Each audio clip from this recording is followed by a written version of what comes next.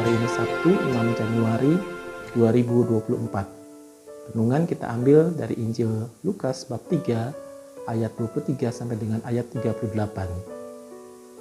Sahabat Lentera Sabda yang terkasih, silsilah atau sejarah keturunan dalam keluarga merupakan hal yang sangat bermanfaat untuk mengetahui sejarah keluarga kita masing-masing yang di masa lalu maupun di saat ini.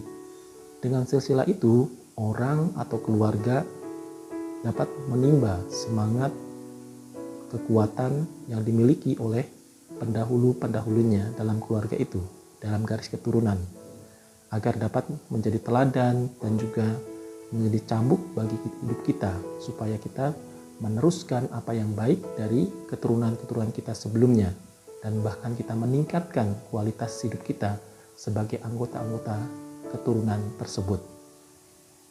Demikian pula dengan Yesus juga memiliki silsilah manusiawi. Walaupun Yesus Kristus adalah Allah yang menjadi manusia, Yesus dilahirkan secara manusiawi melalui rahim Bunda Maria.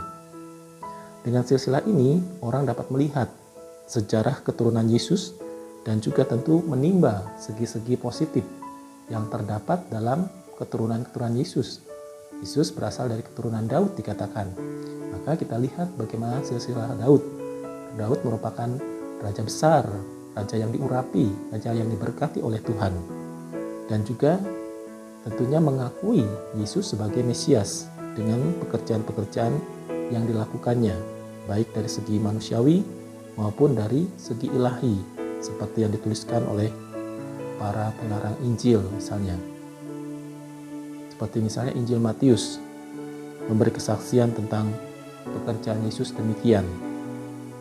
Orang buta melihat, orang lumpuh berjalan, orang kusta menjadi tahir, orang tuli mendengar, orang mati dibangkitkan, dan kepada orang miskin diberitakan kabar baik.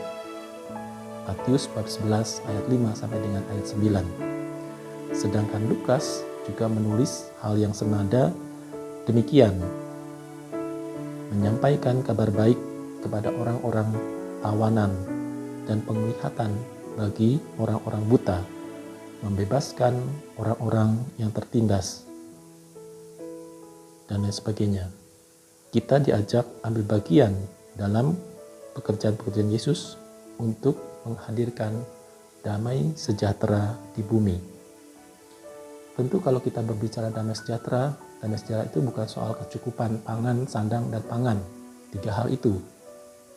Pangan, sandang, dan papan. Sandang, pangan, dan papan.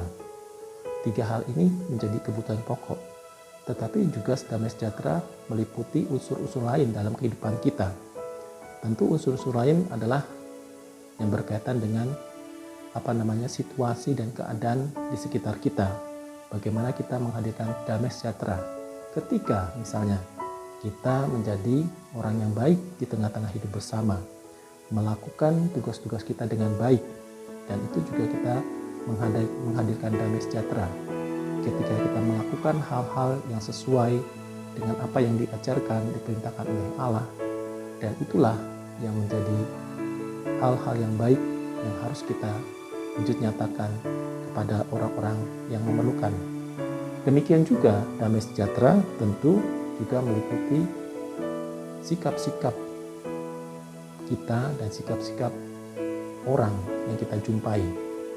Sikap-sikap kita menghadirkan damai sejahtera adalah kita menjadi orang yang mudah didekati dan orang yang membawa rasa aman dan rasa nyaman bagi orang yang berjumpa dengan kita. Ketika orang berjumpa dengan kita, maka orang merasa aman, merasa nyaman. Itulah damai sejahtera. Damai sejahtera juga meliputi martabat manusia. Bagaimana kita menjunjung martabat sesama kita manusia. Ketika kita menjaga, menghormati, itulah sebetulnya damai sejahtera yang dialami oleh orang-orang yang kita jumpai atau orang-orang yang mengalaminya.